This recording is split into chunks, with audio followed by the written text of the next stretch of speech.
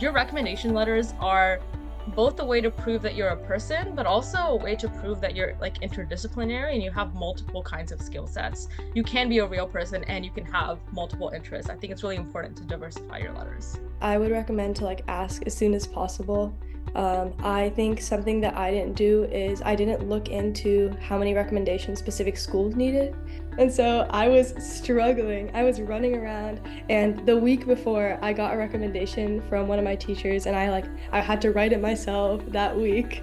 And he submitted the day of the application, like the day the application was due. And so yeah, definitely look into that as soon as possible. Plan who you're going to ask, or kind of get an idea so that you feel confident when you're asking and you don't feel iffy, like, oh, this teacher doesn't really know me.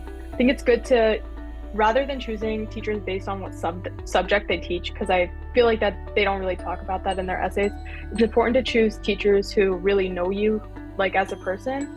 I remember I got my recommendation from my physics teacher and my history teacher. And for both of them, they are very different personalities. And I remember just what those teachers liked about me and what I liked about those teachers. I tried to blend it all together, and I gave them separate brag sheets that they could work on.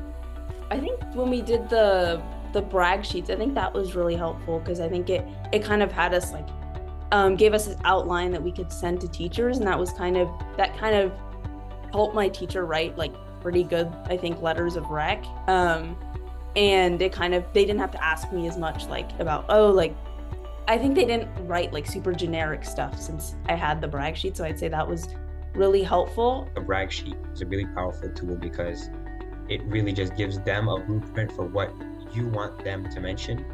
Apart from the character that they see, they now have in your background, your extracurriculars, and your experience in their class just on paper.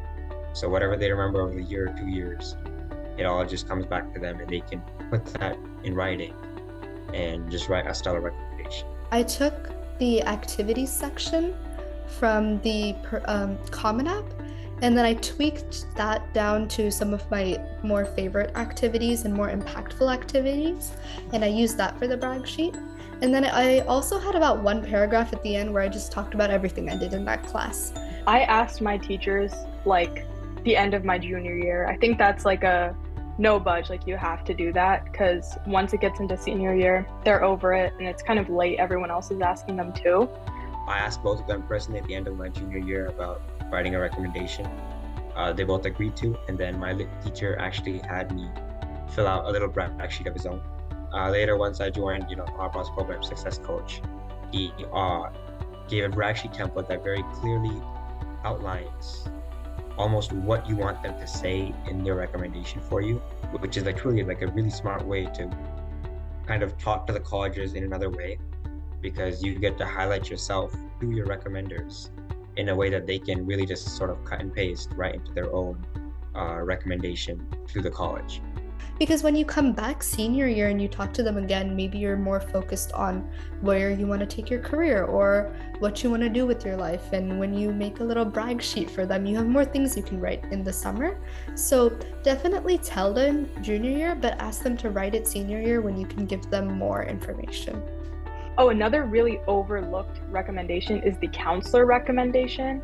I feel like that is one that everyone just kind of overlooks. It's completely forgotten about. But my counselor actually happened to be my tennis coach for the past 4 years. So he had a really great understanding of who I was as a person, and that really gave me a huge push. If you can meet with your counselor on a one-on-one basis, pretty frequently, or you can send them emails and just keep in touch with them somehow, I think that's a huge beneficial thing, because they do send your school report and they do write a recommendation for you. Especially at private universities like Carnegie Mellon, that take recommendations seriously. I think my recommendation from both these teachers definitely went a long way into getting me an acceptance. And I actually also got an outside recommendation from the CEO of the internship company that I did. The advisor for the club I was in, which was HOSA, I was running the club my junior year.